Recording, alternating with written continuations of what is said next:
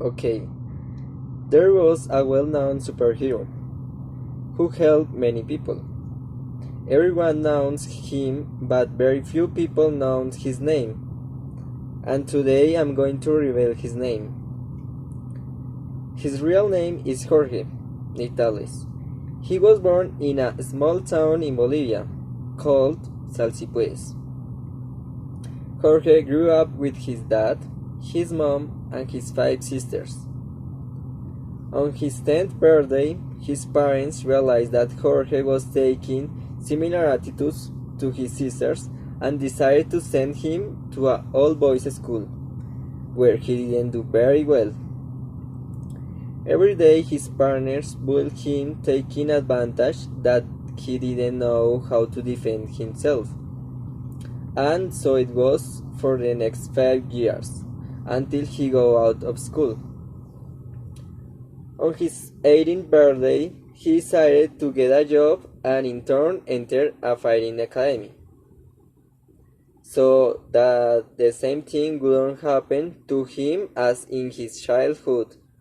But he was wrong. They started bullying him in the fighting academy. It was very sad. Well, here I told you a little bit about his life, and now how about I tell you a truth about his powers? About their powers? Okay, everyone thinks that their powers come from a spider, but no. Really, his powers came fighting drunk out of a party. In the middle of the fight, a man attacked him with a contaminated pen, and that's the real reason of his powers. Okay, months later, he started using his powers and his training at the academy, and that very way that attacking evil or bad people.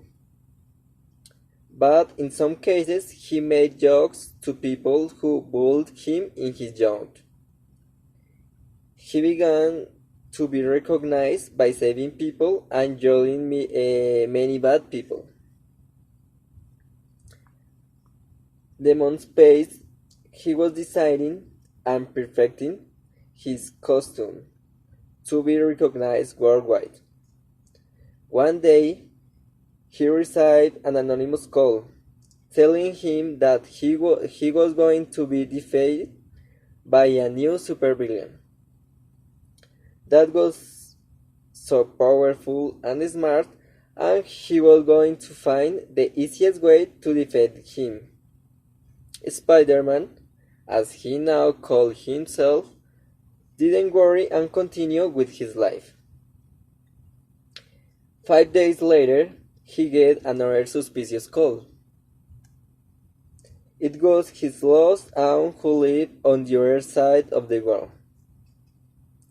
She told him she wanted to buy him something to eat and talk because she was in the town visiting their children.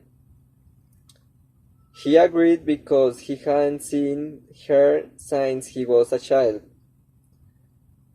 Finally, they set up the appointment and finished the call.